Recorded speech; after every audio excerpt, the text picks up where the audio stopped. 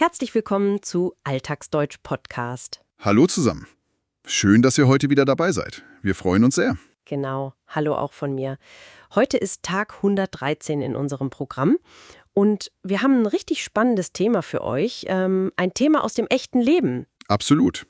Es geht um das Thema Handy und Smartphone. Also die kleinen Geräte, die wir ja wirklich jeden Tag in der Hand haben. Ja, manche von uns haben es vielleicht ein bisschen zu oft in der Hand, aber das ist ein anderes Thema. Wir lernen heute 15 wichtige Wörter, die ihr im Alltag rund um euer Handy benutzen könnt. Genau. Und bevor wir anfangen, noch eine kurze Empfehlung für euch. Benutzt am besten die Shadowing-Technik. Ah ja, die ist super. Kannst du kurz erklären, wie das funktioniert? Klar. Ihr müsst einfach nur zuhören, dann das Audio kurz pausieren und das neue Wort laut nachsprechen. Also, zuhören, kurz pausieren, laut nachsprechen. So lernt ihr die Aussprache viel besser.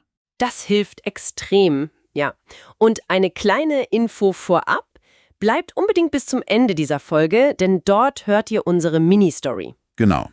Eine kleine Geschichte, in der wir alle 15 Wörter noch einmal benutzen. Aber lass uns anfangen, oder? Ja, lass uns direkt starten. Unser erstes Wort für heute ist ein Substantiv. Es heißt das Zubehör. Das Zubehör. Auf Englisch sagt man dazu Accessories. Genau. Also, was ist das Zubehör? Das sind zusätzliche Dinge, die man für das Handy kauft. Zum Beispiel ein Ladekabel, Kopfhörer oder eine Handyhülle. Richtig. Ohne das Gerät selbst, also ohne das Handy, funktioniert das Zubehör oft nicht. Ein kurzer Alltagssatz dazu. Ich brauche ein neues Zubehör für mein Handy, mein altes Kabel ist kaputt. Das ist ein guter Satz. Und das englische Wort war Accessories. Hört gut zu und sprecht nach. Das Zubehör. Sehr gut. Kommen wir gleich zum zweiten Wort. Das ist ein Adjektiv und passt perfekt zum Zubehör. Das Wort lautet kompatibel. Kompatibel. Auf Englisch heißt das compatible. Genau. Wenn zwei Geräte kompatibel sind, bedeutet das, sie passen technisch gut zusammen. Sie können zusammenarbeiten. Also wenn ich ein Apple-Kabel habe, ist das oft nicht kompatibel mit einem Android-Handy, oder? Richtig. Der Stecker passt einfach nicht. Ein Beispielsatz für euch. Ist diese Hülle mit meinem Handymodell kompatibel? Ist diese Hülle mit meinem Handymodell kompatibel? Ein sehr wichtiges Wort beim Einkaufen. Auf Englisch? Compatible. Auf Deutsch kompatibel. Und damit kommen wir zu Wort Nummer 3. Auch ein Adjektiv, das heute total wichtig ist. Kabellos. Kabellos. Die englische Übersetzung ist wireless. Also, das Wort erklärt sich eigentlich fast von selbst, oder? Ohne Kabel. Ja, genau. Wir benutzen heute fast für alles Bluetooth. Und Bluetooth ist eben eine kabellose Technologie. Genau. Ein Alltagssatz könnte sein, ich höre Musik am liebsten mit kabellosen Kopfhörern. Ja, ich auch. Diese Kabel sind immer so nervig, sie gehen immer kaputt. Also, merkt euch, kabellos bedeutet wireless. Super. Dann machen wir weiter mit dem vierten Wort. Das ist unser erstes Verb für heute. Übertragen. Übertragen. Die englische Übersetzung ist to transfer. Genau. Und weil es ein Verb ist, schauen wir uns auch die Perfektform an. Die Vergangenheit. Das Perfekt von übertragen ist hat übertragen. Hat übertragen. Also, was bedeutet das im Alltag? Es bedeutet, dass man Daten von einem Gerät zu einem anderen schickt. Von A nach B. Richtig. Wenn du zum Beispiel ein Foto von deinem Handy auf deinen Computer schickst. Ein guter Satz dazu: Fotos lassen sich ganz einfach kabellos übertragen. Fotos lassen sich kabellos übertragen. Da haben wir gleich 2 von unseren neuen Wörtern drin. Genau. Noch ein Satz. Imperfekt. Ich habe die Dokumente gestern auf mein Tablet übertragen. Sehr gut. Also, to transfer heißt übertragen. Imperfekt hat übertragen. Das war unser erster Block zum Thema Hardware. Lass uns zur Software kommen. Gerne. Wort Nummer 5 ist die Funktion. Die Funktion. Auf Englisch? Function. Das klingt sehr ähnlich. Ja, zum Glück. Eine Funktion ist eine Aufgabe oder eine Leistung von einem Programm. Was kann eine App machen? Das ist ihre Funktion. Genau. Zum Beispiel haben viele Handys heute einen Dunkelmodus für den Bildschirm. Das ist eine nützliche Funktion. Absolut. Ein Alltagssatz für euch: Die neue Funktion in dieser App spart viel Batterie. Die neue Funktion spart viel Batterie. Auf Englisch also a function. Kommen wir zum 6. Wort. Wieder ein Verb. Bedienen. Bedienen. Auf Englisch sagt man to operate. Und das Perfekt? Das Perfekt von bedienen ist hat bedient. Genau. Ein Gerät bedienen heißt, dass man es steuert oder benutzt. Man tippt auf den Bildschirm, man öffnet Apps. Das ist bedienen. Weißt du, ich finde es faszinierend, wie gut junge Leute heute ihr Handy bedienen. Ein Beispielsatz? Er kann das neue Smartphone fast blind bedienen. Ja, das stimmt. Meine Nichte tippt Nachrichten, ohne überhaupt auf das Display zu schauen. Sie hat das Handy wirklich perfekt bedient. Also, to operate heißt bedienen, Imperfekt hat bedient. Gut, dann sind wir schon bei Wort Nummer 7. Das ist auch ein Verb. Konfigurieren. Konfigurieren. Auf Englisch? To configure. Das klingt ein bisschen technisch, aber wir machen das alle. Das Perfekt ist, hat konfiguriert. Hat konfiguriert. Konfigurieren bedeutet einfach, dass man technische Einstellungen macht. Zum Beispiel, wenn man ein Handy ganz neu kauft. Genau. Man muss die Sprache wählen, das WLAN-Passwort eingeben, die Uhrzeit einstellen.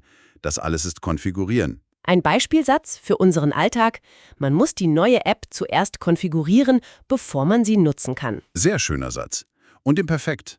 Ich habe mein neues Tablet gestern Abend konfiguriert. Also, to configure ist konfigurieren. Im Perfekt hat konfiguriert. So, und bevor wir zum nächsten richtig spannenden Block kommen, haben wir eine kurze Bitte an euch. Wenn euch unser täglicher Deutsch-Podcast hilft, dann abonniert gern unseren Kanal und gebt uns einen Daumen nach oben. So verpasst ihr keine neue Folge. Genau, das hilft uns sehr. Danke euch. So, weiter geht's. Wir kommen zum Thema Gesundheit und Handys. Da gibt es ja heute viele Smartwatches. Oh ja. Das bringt uns zu Wort Nummer 8, der Puls. Der Puls. Auf Englisch? Pulse. Oder auch Heart Rate. Das ist relativ einfach. Der Puls ist der Messwert, wie oft unser Herz in der Minute schlägt. Richtig. Früher hat man den Puls nur beim Arzt gemessen. Heute machen das unsere Uhren. Ein Satz dazu? Meine Smartwatch zeigt meinen Puls in Echtzeit an. Meine Smartwatch zeigt meinen Puls an. Ein sehr praktisches Wort. Auf Englisch Pulse. Das 9. Wort passt direkt dazu. Es ist das Verb überwachen. Überwachen. Die englische Übersetzung ist to monitor. Und im Perfekt sagen wir Hat überwacht. hat überwacht. Überwachen bedeutet, dass man etwas ständig kontrolliert. Man schaut genau, was passiert. Zum Beispiel kontrolliert die Uhr unseren Körper. Ein Alltagssatz. Kleine Sensoren überwachen meine Körperfunktionen. Oder auch den Schlaf, oder? Ich trage meine Uhr nachts und sie hat gestern meinen Schlaf überwacht. Genau. Also, to monitor heißt überwachen. In Perfekt hat überwacht. Wort Nummer 10 ist ein Substantiv. Sehr wichtig, wenn man unterwegs ist. Die Orientierung. Die Orientierung. Auf Englisch. Orientation. Orientierung bedeutet, dass man weiß, wo man ist. Wenn man in einer neuen Stadt ist, verliert man schnell die Orientierung. Ja, das passiert mir ständig. Zum Glück haben wir GPS auf dem Handy. Ein Beispielsatz? Ohne mein Handy habe ich in der fremden Stadt keine Orientierung. Ein Supersatz. Also Orientation heißt die Orientierung. Und passend dazu kommt Wort Nummer 11. Ein Adjektiv. Präzise. Präzise. Auf Englisch? Precise. Präzise bedeutet einfach sehr, sehr genau. Exakt. Das GPS im Handy ist ja ein gutes Beispiel dafür. Ein Satz. Die Standortbestimmung auf meinem Handy ist wirklich sehr präzise. Ja, sagt uns auf den Meter genau, wo wir stehen. Das ist sehr präzise. Auf Englisch also precise. Wir haben schon 11 Wörter. Wahnsinn, wie schnell das geht. Lasst uns zum letzten großen Thema kommen. Kommunikation und Sicherheit. Ein ganz wichtiges Thema im Alltag. Wort Nummer 12 ist Erreichbar. erreichbar. Die englische Übersetzung lautet Reachable. erreichbar bedeutet, dass andere Menschen uns kontaktieren können. Sie können uns anrufen oder eine Nachricht schreiben. Genau. Ein typischer Satz für das Büro: Ich bin morgen auf der Reise, nur mobil erreichbar. Also nur auf dem Handy. Ich bin nur mobil erreichbar. Auf Englisch? Reachable. Das 13. Wort ist ein Adjektiv, das sehr gut zu erreichbar passt. Ständig. Ständig. Auf Englisch? Constantly. Ständig bedeutet, dass etwas dauerhaft passiert. Sehr oft. Ohne Pause. Und das ist ja oft das Problem heute, oder? Ein Beispielsatz? Mein Kollege ist ständig über das Internet erreichbar. Ja, Das kann auch sehr stressig sein, wenn das Telefon ständig klingelt. Also constantly bedeutet ständig. Richtig. Und weil wir ständig erreichbar sind und das Handy viele Daten hat, brauchen wir Wort Nummer 14, die Sicherheit. Die Sicherheit. Auf Englisch? Security. Sicherheit bedeutet Schutz. Schutz vor Dieben, Schutz vor Computerviren oder Schutz für unsere privaten Daten. Das ist extrem wichtig geworden.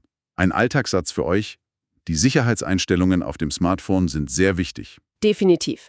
Man muss seine Passwörter gut auswählen. Die Sicherheit ist wichtig.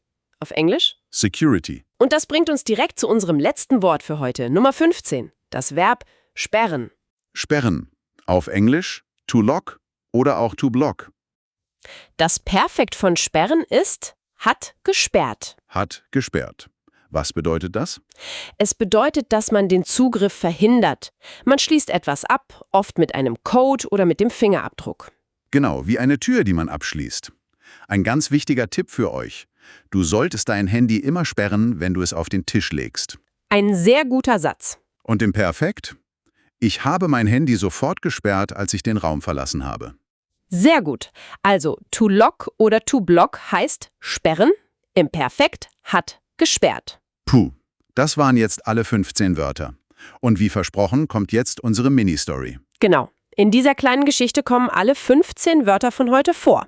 Hört gut zu, ob ihr sie alle erkennt. Die Geschichte handelt von einem Mann namens Thomas. Thomas ist oft unterwegs. Los geht's. Thomas hat sich heute neues Zubehör für sein Handy gekauft. Eine richtig schicke, moderne Smartwatch. Im Geschäft hat er zuerst gefragt: Ist diese Uhr überhaupt mit meinem alten Smartphone kompatibel? Zum Glück war die Antwort ja.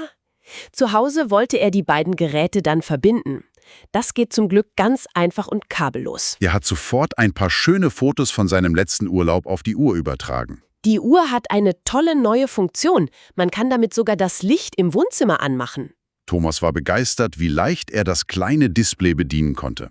Er musste gar nicht lange üben. Aber bevor er alles nutzen konnte, musste er das System noch ein bisschen konfigurieren.